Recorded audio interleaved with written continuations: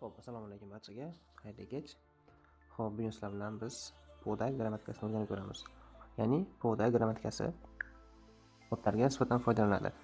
Ushbu grammatikamizni ikki xil shaklda ko'p o'quvchilar biladi. Ya'ni birinchisi grammatik shaklda va ikkinchi usul bu albatta so'z shaklida ham bilishadi. Podal grammatikasi tarjimasi o'zbek tiliga qaraganda deb nomlanadi. Audio so'z shaklida esa ko'rmoq degan ma'noni anglatadi. Xo'p, otlarga qo'shiladigan Podal grammatikasi tarjimasiga qaraganda deb tarjima qilinadi. Xo'p, Podal grammatikasining tarjimasini bilib oldik. Xo'p, endi ushbu grammatikamizning qoidasi qanday? Qoida shundaki, ya'ni oldingidagi gap, ya'ni birinchi ish harakatini ikkinchi ish harakatiga nisbatan taqqoslash paytida foydalanadi. Ya'ni birinchi ish harakati ikkinchi ish harakatiga nisbatan qanday? Ya'ni birinchi gap qaysi? Misol uchun, bugun bugun. Xo'p, bugun kechaga qaraganda issiq. Masalan, bugun kunimiz kechagi kunga qaraganda nisbatan issiq. Shunday gapni ifodalash uchun biz Podal grammatikasidan foydalanishimiz kerak. Davom etyapmiz. Oje poda tovoyo. Xo'p, bu yerda gapimiz shunday hosil bo'lyaptiki, bugun kechaga qaraganda issiq. Ya'ni bu yerda biz taqqoslayapmiz. Birinchi ish harakati bu yerda namoyon bo'lyapti.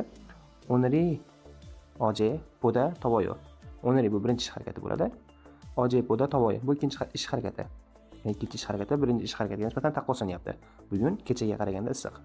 Endi xuddi shu gapimizni ikki xil shaklda aytishimiz mumkin. Ya'ni biz o'rganayotgan Podal grammatikamiz gapning oldida ham keladi, gapning orqasida ham keladi. Ya'ni endi podani shu yerda oje so'ziga emas, balkim uni so'ziga ham foydalanishimiz mumkin.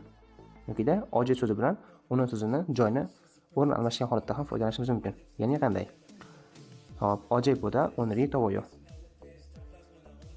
Ya'ni kechaga qaraganda bugun issiq yokida bugun kechaga qaraganda issiq. Yozib ko'ramiz.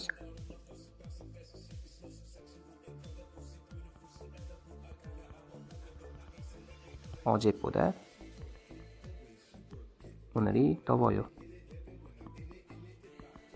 Ya'ni kechaga qaraganda bugun issiq. Bu ham taqqoslash. Bu yerda birinchi ish harakati oje poda va ikkinchi ish harakatimiz oneri tovoyo. Grammatikani xuddi shunday shaklda ham foydalanishimiz mumkin. Grammatikamizga haqida bir ma'lumot esdan chiqibdi. Podal grammatikasi unli va undash tanlamaydi. Faqatgina otlarga nisbatan foydalangan paytimizda qo'llashimiz mumkin. Grammatikani yaxshi tushunib oldingiz deb o'ylayman.